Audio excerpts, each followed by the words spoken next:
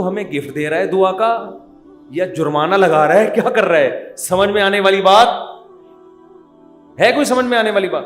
بالکل سمجھ میں نہیں آ رہی ہے. یہی وجہ ہے کہ قرآن میں اور مقام پہ جب اللہ نے کہا نا میری یہ نعمتیں کھاؤ, تو پھر یہ نہیں کہا نہیں کھاؤ گے تو یوں کر دوں گا, یہ نہیں کہا. اللہ نے قرآن میں کہا کلو وشربو, کھاؤ اور پیو, حد سے تجاوز نہ کرو. یہ نہیں کہا اگر نہیں کھایا نا تو جہنم میں پھینک دوں گا, یہ کہا قرآن نے. کیا ہو گیا بھائی؟ اللہ نے کہا فن کے ہو, نکاح کرو, یہ نہیں کہا نہیں کیا نا جہنم میں پھینک دوں گا میں. بشرطے کہ گناہ سے بچے انسان, گناہ کرو گے پھر تو جاؤ گے جہنم میں. لیکن جو بھی اللہ نے نعمتیں دی ہیں ان کو بندوق کی نوک سے نہیں اللہ نے کہا, کیونکہ وہ نعمت پھر نعمت رہتی نہیں ہے, وہ نعمت تھوڑی رہتی ہے پھر وہ.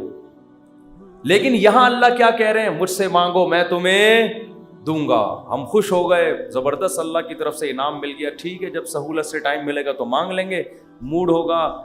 اور نہیں بھی مانگا تو اللہ نے بس ایک آپشن دیا ہے کہ مانگو گے تو ملے گا.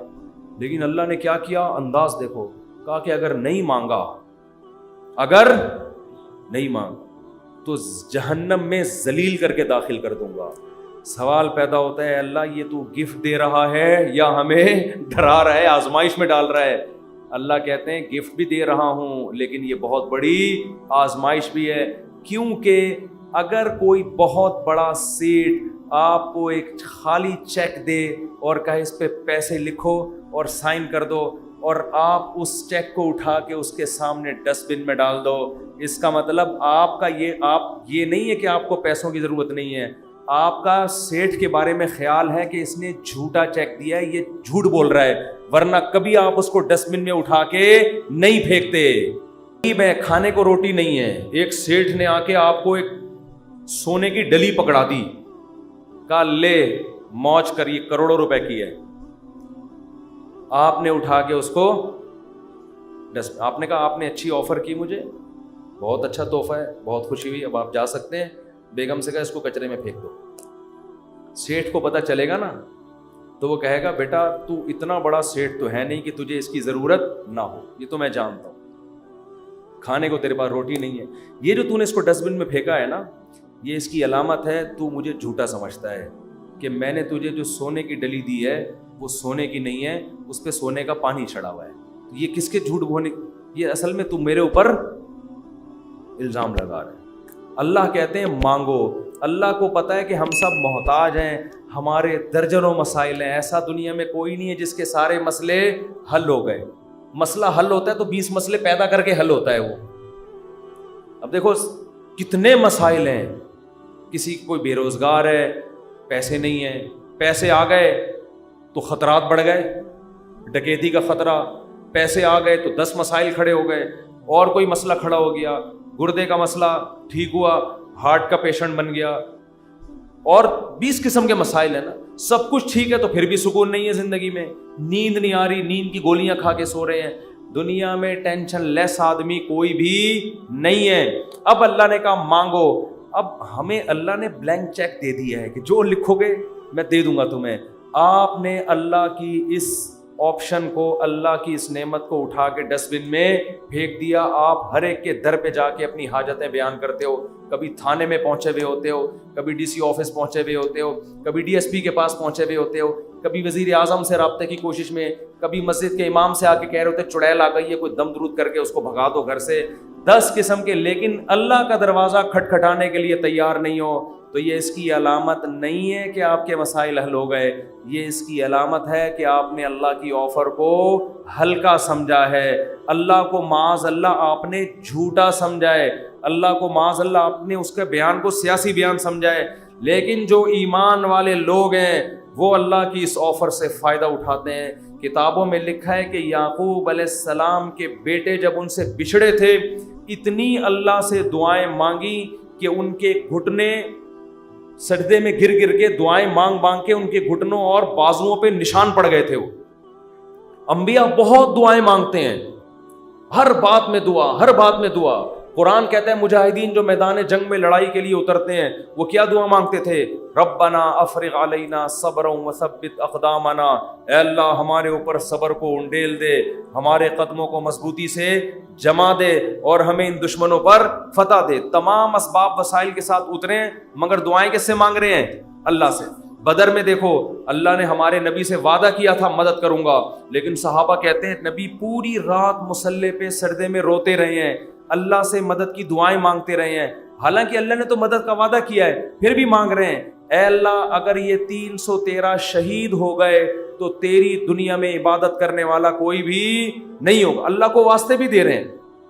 جہاں پیغمبروں کے ساتھ کوئی زکریا علیہ السلام کی اولاد نہیں، اللہ سے اولاد مانگ رہے، پوری زندگی اسی میں گزر گئی، بڑھاپے میں جا کے اولاد ملی ہے۔ تو سارے پیغمبروں کا اللہ نے یہی تذکرہ کیا، ہر بات میں دعا۔ سلیمان علیہ السلام جو حاجت پوری ہو رہی ہے فوراً کیا کر رہے ہیں؟ اللہ سے دعا۔ ایوب علیہ السلام پریشانیوں میں، زندگی ٹینشنوں میں، بیماریوں میں، قرآن کہتا ہے اللہ سے ہاتھ اٹھا کے دعائیں مانگتے تھے، انی مسنی الضر، اے اللہ بہت پریشانی میں ہوں، انت ارحم الراحمین، تو سب سے زیادہ رحم کرنے والا۔ پیغمبروں کو اس سے غرض نہیں ہوتا، اس سے غرض نہیں ہوتی کہ دعا قبول ہو رہی ہے یا نہیں ہو رہی، وہ کہتے ہیں ہم مانگتے رہیں بس، ہمارا کام کیا ہے۔ اور یاد رکھو جب قبول نہ ہو رہی ہو نا پھر مانگنے کا مزہ ہے۔ مزہ کب ہے؟ آپ کے کیسی الٹی الٹی باتیں کرنے کے لیے مصطفیٰ نے بلایا بھائی۔ قبول نہ ہو رہی ہو نا تو پھر ہے مانگنا، تبھی تو یہ اس کی علامت ہے کہ آپ کا اللہ پہ ایمان ہے اور وہی قبول ہوتی ہے۔ بعض دفعہ آپ اللہ سے جو چیز مانگتے ہیں اللہ وہ نہیں دیتا، اس کا آلٹرنیٹ دے دیتا ہے۔ ایک صاحب کا فون آیا مجھے کسی سے عشق ہوا ہے اور میں دعائیں مانگ مانگ کے تھک گیا پھر بھی نہیں ہو رہی شادی۔ آج کل تو لڑکوں کے یہی مسائل ہیں، مانگ مانگ کے دعائیں تھک گیا۔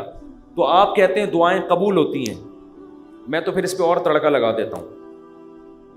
میں کہتا ہوں بہت سے لوگ کہتے ہیں ہم جس کو مانگ رہے ہیں وہ ملی نہیں، چلو نہیں ملی مقدر میں ہوگا، دعا قبول نہیں ہوئی۔ مفتی صاحب کہہ رہے ہیں دعائیں کیا ہوتی ہیں؟